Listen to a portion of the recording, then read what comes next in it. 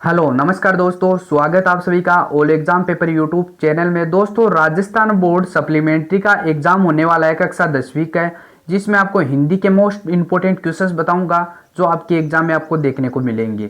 तो दोस्तों, नए हो तो चैनल पर सब्सक्राइब कर लेना और घंटी को प्रेस कर लेना ताकि आपको मॉडल पेपर हैं हर वीडियो का नोटिफिकेशन आपको मिल सके। दोस्तों बात करेंगे क्वेश्चंस की। सबसे पहला क्वेश्चन आ जाता है, निम्नलिखित गद्यांश को ध्यानपूर्वक पढ़कर दिए गए प्रश्नों के उत्तर देना है आपको, जिसमें आपको 3 क्वेश्चंस दिए गए हैं। पहले आपको गद्यांश को पढ़ लेना है, उसके बाद में क्वेश्चन के आंसर देना है। तो दोस्तों पहला क्वेश्चन आ जाता है गद्यांश में, सभी प्रकार की शिक्षा का क्या उद्देश्य है। तो आपको सभी इसमें बताया गया है कि ऐसी शिक्षाओं की आवश्यकता है जिसमें उद्योग धंधों की वृद्धि, विकास और जिसमें मनुष्य नौकरी के लिए मारा मारा फिरने के बदले अपनी आवश्यकताओं की पूर्ति के लिए पर्याप्त कमाई कर सके और आपातकाल के लिए संचय भी कर सके। तो दोस्तों सभी प्रकार की शिक्षाओं का उद्देश्य है मनुष्य निर्माणी हो। तो दोस्तों इसका उत्तर ये हो जाएगा।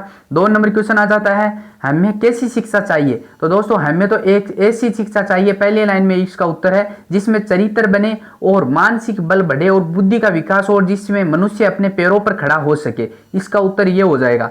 3 नंबर क्वेश्चन आ जाता है, आज हमारे देश को किस चीज की आवश्यकता है। तो आज हमारे देश को इस चीज की आवश्यकता है कि वह लोहे की मांसपेशियां और फौलाद, स्नायु व दुर्दमनीय प्रचंड इच्छा शक्ति से सृष्टि के गुप्त तथ्यों और रहस्यों को भेद सके और उसके जिसके उपाय भी हो और अपने उद्देश्य की पूर्ति में समर्थ हो। तो दोस्तों इसका उत्तर ये हो जाएगा। आगे आपको निम्नलिखित पद्यांश को ध्यानपूर्वक पूछे गए 2 नंबर क्वेश्चन में आपको भी है ध्यानपूर्वक पढ़कर आपको है पद्यांश में आपको आंसर देना है। तो इसमें भी आपको पहले पढ़ लेना है, उसके बाद में आपको आंसर देना है। तो क्वेश्चन में दिया हुआ है 4 नंबर क्वेश्चन, किसका विनय क्रंदन के समान है। और 5 नंबर क्वेश्चन दिया गया, अस्सीघात शब्द का अर्थ बताइए। 6 नंबर क्वेश्चन दिया गया, देश की शांति का सबसे प्रबल शत्रु किसे बताया गया है। आगे दोस्तों 7 नंबर क्वेश्चन की बात करेंगे, जिसमें आपको दिए गए बिंदु के आधार पर निम्नलिखित में से एक विषय पर आपको 300 शब्दों में आपको निबंध लिखना है, जिसमें पहला दिया हुआ आपको क में कन्या भ्रूण हत्या। तो दोस्तों सबसे पहले आपको कन्या भ्रूण हत्या में आपको पॉइंट लिखना है, वो प्रस्तावना लिखना है। उसके बाद में कन्या भ्रूण हत्या के दुष्प्रभाव और 3 नंबर आपको पॉइंट लिखना है वो कन्या भ्रूण हत्या के कारण, और 4 नंबर पॉइंट आपको लिखना है रोकने के उपाय, कन्या भ्रूण को रोकने के उपाय। तो आपको ये 4 पॉइंट लिखने हैं। इसके बाद में आपको आगे हैं वो उत्तर देने हैं। आगे 2 नंबर आपको दिया हुआ है, जिसमें आपको इंटरनेट वरदान या अभिशाप। तो इंटरनेट पर भी आप कर सकते हैं निबंध, जिसमें आपको पहले प्रस्तावना लिखनी है, उसके बाद में है इंटरनेट का वर्तमान स्वरूप लिखना है, और 3 नंबर आपको पॉइंट लिखना है इंटरनेट का जीवन पर प्रभाव, और 4 नंबर आपको पॉइंट लिखना है वो इंटरनेट के दुष्प्रभाव। तो आपको 4 पॉइंट लिखकर आपको आगे है उत्तर देना है, ताकि आपको है पूरे में से पूरे अंक है वो मिल जाए। गया में आपको संस्कारों का आधुनिकीकरण, आपको इस पे भी निबंध लिख सकते हैं, जिसमें आपको प्रस्तावना लिखनी है और भारतीय संस्कृति के बारे में लिखना है, और भारतीय संस्कृति का पाश्चात्य प्रभाव, और 4 नंबर आपको पॉइंट लिखना है वो संस्कारों का पतन। आप 4 दिए गए हैं निबंध, इसमें से आपको कोई भी निबंध है वो कर सकते हैं। आगे आपको 4 नंबर जो निबंध दिया हुआ है इसमें आपको स्वच्छ भारत अभियान, जिसमें आपको सबसे पहले प्रस्तावना लिखनी है। सेकंड में आपको लिखना है स्वच्छता क्यों आवश्यक है, और थर्ड में आपको लिखना है स्वच्छता अभियान के अंतर्गत सरकारी प्रयास, और आपको 4 नंबर पॉइंट लिखना है उपसहार। तो लास्ट में दोस्तों उपसहार जरूर से लिखना है, कोई भी निबंध लिखो आप पॉइंट बना के लिखना है, ताकि आपको पूरे में से पूरे अंक मिल जाए। सबसे पहले आपको प्रस्तावना लिखने के बाद में आपको पॉइंट बनाने हैं, जिसमें आपको 2-3 पॉइंट दिए गए हैं, 2-3 पॉइंट है आपके द्वारा बनाकर आपको लास्ट में उपसहार जरूर से लिखना है हर निबंध में, ताकि आपके पूरे में से पूरे हैं वो आपको अंक है वो दे दे।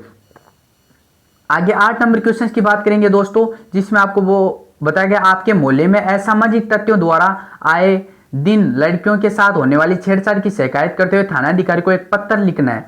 तो आपको किस प्रकार से पत्र लिखना है, उसमें आपको पहले आपको डेट लिखनी है, उसके बाद में आपको हर चीज के बारे में पत्र आपको लिखना है। इसके अथवा में भी दोस्तों आपको दिया हुआ है, दोनों में से एक कर सकते हो। स्वयं को जयपुर निवासी प्रकाश, आपको खुद को जयपुर निवासी प्रकाश मानते हुए आपको है गीता पुस्तक महल दिल्ली को पुस्तकें मंगवाने हेतु पत्र लिखना है, जिसमें आवश्यक पुस्तकों के नाम की सूची संकलन हो। दोस्तों आपको खुद को प्रकाश मानना है, उसके बाद में आपको है दिल्ली से पुस्तकें मंगवाने के लिए एक पत्र लिखना है, जिसमें आपको जो पुस्तकों का नाम लिखना है, उसके बाद में आपको है ये पत्र इसके द्वारा आप लिख सकते हैं। खंड 3 की बात कर लेते हैं, इसमें आ जाता है 9 नंबर क्वेश्चन आ जाता है क्रिया की परिभाषा देते हुए संयुक्त क्रिया को समझाइए।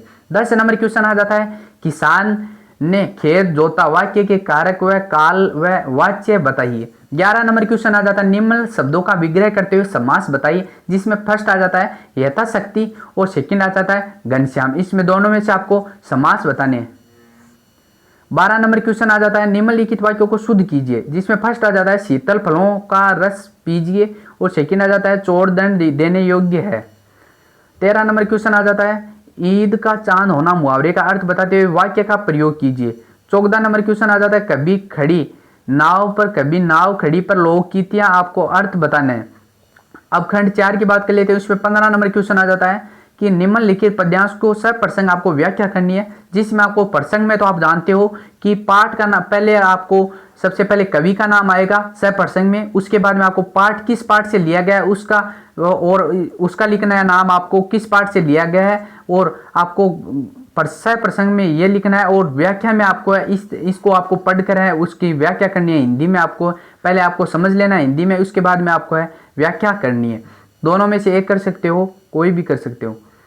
आगे 16 नंबर क्वेश्चंस की बात कर लेते हैं। निम्नलिखित गद्यांश को सह प्रसंग व्याख्या कीजिए, जिसमें आपको ये पहले वाला पद्यांश था, ये गद्यांश है। इसमें गद्यांश में आपको क्या करना है, सबसे पहले सह प्रसंग में आपको लेखक का नाम लिखना है और किस पाठ से लिया गया है पाठ का नाम लिखना है और व्याख्या में आपको इस तरह से आपको समझना है, ये तो दिया हुआ है आपको इस तरह का आपको है लिख देना है ताकि आपको पूरे में से पूरे नंबर है वो मिल जाए। 2 दिए हुए हैं, एक करना है आपको, कोई भी कर सकते हो, आपके आए वो कर सकते हो।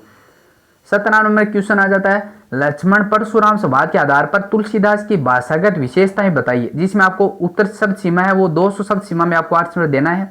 अथवा में आ जाता है ऋतु वर्णन कविता सेनापति के ऋतु वर्णन का प्रौढ़ और प्रांचल नमूना है स्पष्ट कीजिए, ये भी 200 शब्दों में आपको आंसर दोनों में से एक कर सकते हो। आगे आ जाता है 18 नंबर क्वेश्चन गोरा वास्तव में बहुत प्रिय दर्शनी थी, पंक्ति के आधार पर गोरा के शारीरिक सौंदर्य एवं स्वभागत विशेषताओं का वर्णन कीजिए। उसकी उत्तर सीमा है शब्द सीमा वो 200 शब्दों में है। और इसके अथवा में आ जाता है अमृत शहीद एकांकी के आधार पर सागरमल गोपा का चरित्र चित्रण कीजिए, ये भी 200 शब्द सीमा में आपको आंसर देना है। कोई भी क्वेश्चन कर सकते हो, दोनों में से एक कर सकते हो। आगे आपको निम्नलिखित प्रश्नों के उत्तर 40 से 50 शब्दों में आपको आंसर देना है, जिसमें 19 नंबर क्वेश्चन आ जाता है प्रभो कविता में जयशंकर प्रसाद ने प्रकृति पद्मिनी का अंशु माली किसे कहा है और क्यों कहा है।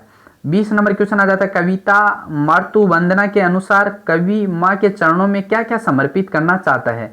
21 नंबर क्वेश्चन आ जाता है माँ ने कहा लड़की होना पर लड़की जैसा दिखाई मत देना, उपयुक्त पंक्ति का भाव स्पष्ट कीजिए।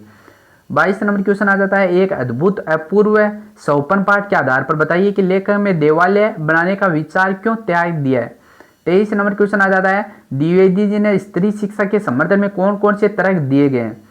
24 नंबर क्वेश्चन आ जाता है मिशनरी युवतियां जो हैं वहां आकर थकी सी एक तरह बैठ गई है, उसे पूरे कैनवस के एक तरफ छिटके कुछ बिंदुओं की तरह लेखक ने मिशनरी युवतियों को कैनवस में छिटके हुए बिंदुओं की तरह माना क्यों है। आगे आ जाता है आपके 25 नंबर क्वेश्चन आ जाता है जिसमें आपको है राजियारा सोरठा पाठ के आधार पर बताइए कि हमें किस नगर में ही नहीं रहना चाहिए। 26 नंबर क्वेश्चन आ जाता है नागार्जुन की कविता कल और आज में किसका वर्णन किया गया है। 27 नंबर क्वेश्चन आ जाता है लोग संत दादूदयाल ने दादूपत की स्थापना कहाँ और किस नाम से की थी।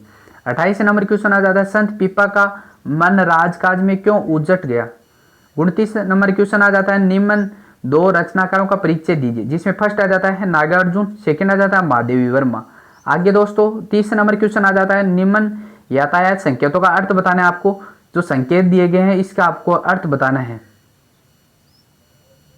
तो दोस्तों ये था आपका राजस्थान बोर्ड का जो सप्लीमेंट्री एग्जाम कक्षा 10वीं का जो पेपर होने वाला है हिंदी का, उसके में आपको मोस्ट इंपॉर्टेंट क्वेश्चंस हैं तो दोस्तों नए हो तो चैनल को सब्सक्राइब कर लेना और वीडियो पसंद आए तो एक लाइक जरूर से कर देना, ताकि हर आपका वीडियो का जो है मैं मोटिवेट हो सकूं लाइक करने से। और नए हो तो चैनल को सब्सक्राइब करके घंटी को प्रेस कर लेना है, हर वीडियो का नोटिफिकेशन आपको मिल जाए। धन्यवाद, मिलते हैं अगले वीडियो में, तब तक के लिए जय हिंद जय भारत, धन्यवाद।